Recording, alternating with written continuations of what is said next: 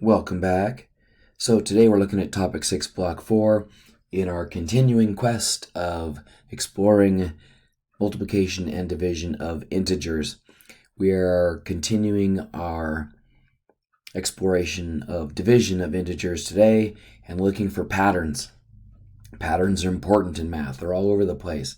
Let's start with some basic terminology.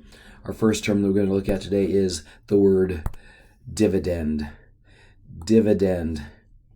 Dividend is the number that is being divided. Let's say you have a group of 24 students in a classroom and you're going to break them up into groups. The number of students in the class, that's your dividend. The next thing is our divisor, and make sure you're writing these down in your math notebook. The next word is divisor. The divisor is the number of groups that the dividend is being broken into. So however many groups of students there are, that's the divisor. And then the last term is the quotient. And the quotient is the number of items in each group. So after you've broken the group of 24 students into 6 groups, how many students will be in each group? That would be 4. So let's continue on. After you've written down the vocabulary, feel free to pause the video at any time if you need to catch up. Now, the next thing that I need you to do is to pause the video and copy this table down in your notebook, exactly as it is. So go ahead and pause the video in 3, 2, 1, pause. All right, thanks for pausing that and copying that down. Now we're ready to move on. As you can see, we have dividends and divisors and quotients in the table, and there are 2 different columns, and that's okay. It's just we just crammed it all into one small space.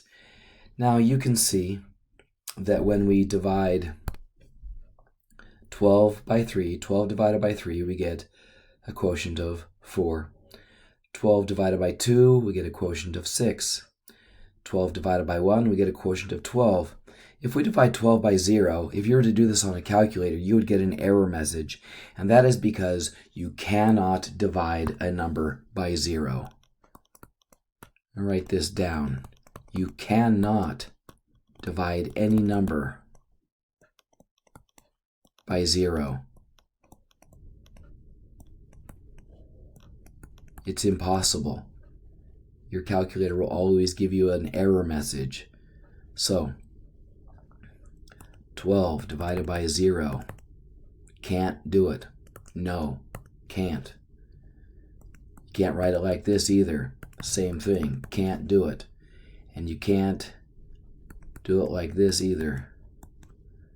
Nope, can't do it. It is impossible. So anyway, moving right along.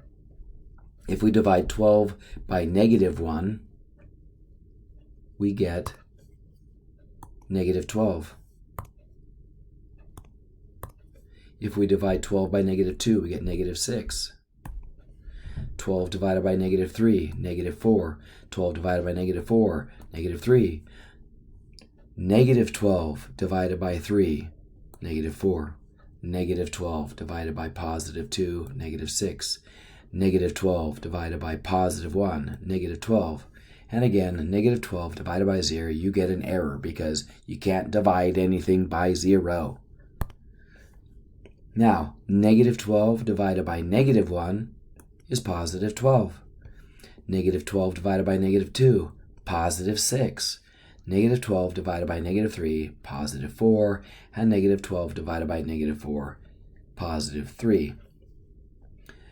Now you might notice that I color-coded the quotients, and there is a reason for that. Because when we answer this next question, what sign is the quotient? What sign is the quotient when the signs of the dividend and divisor are different? So let's look when we see when the dividend and divisor are different. What is the quotient like?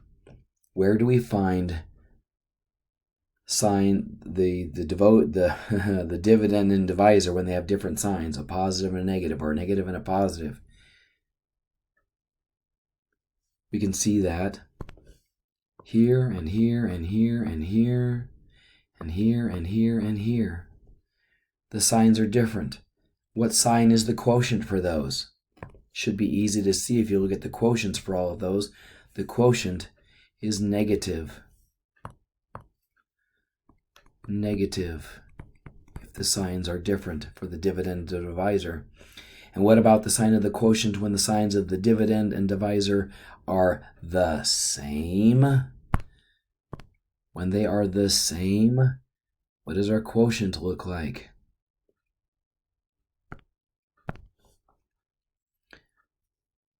These are both positive, both positive, both positive, sorry, that's an error. That one doesn't count. Both negative, both negative, both negative, both negative. Look at the quotients for those. What is the sign of the quotient? What's the sign of the answer when the signs of the dividend and divisor are the same? You better be telling me out loud right now, yes, the sign is positive. That's very, very important. Moving forward, we need to know and understand this, that when the dividend and divisor are different, your quotient will be negative. And when the dividend and divisor are the same, the answer will be positive. That's ginormously important. Now, that can lead us to the next question. If the dividend is positive and the divisor is negative, then the quotient is always. So, think about it. The dividend is positive, the divisor is negative. Are the signs different or the same? They are different, and so your answer will always be negative. Make sure you write down these whole sentences, not just the answers that I write down. If the dividend is positive and the divisor is positive, well, if they're both positive, that means they have the same sign. That means the answer is going to be positive. The quotient will always be positive. If the dividend is negative and the divisor is negative, that tells you that the signs are the same, right? They're both negative, and a negative divided by a negative, signs are the same. Your answer will be positive. Go back and look at the table if you're not sure. Question D, if the dividend is negative and the divisor is positive, those are two different signs, and when the signs are different, your answer is always going to be a negative quotient. And the last question, sorry about that, last question. If the dividend and the divisor are different signs, the quotient is always different signs. The quotient is always negative. You write all this down in your math notebook and keep it forever. Now that we know all of this, let's take a look at this table. In this table, we have a dividend column, a divisor column, and a quotient column. So, let's take a look. We're dividing. Positive 100 divided by negative 10. The signs are different. You know your answer is going to be negative.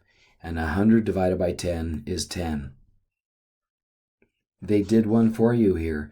Negative 250 divided by positive 5. The signs are different. Your answer, your quotient will be negative, and 250 divided by 5 is 50. A positive dividend divided by a negative divisor, the signs are different. Your answer is going to be negative. The next one here, negative 90 divided by negative 9. The signs are the same, so you know your answer is going to be positive, and 90 divided by 9 is 10. These are important rules. You've got to remember them. All right, now this one's a little more challenging. We have a positive quotient, a negative divisor. What will the dividend be? Remember, the only time you get a positive quotient is if the signs of the divisor and the dividend are the same.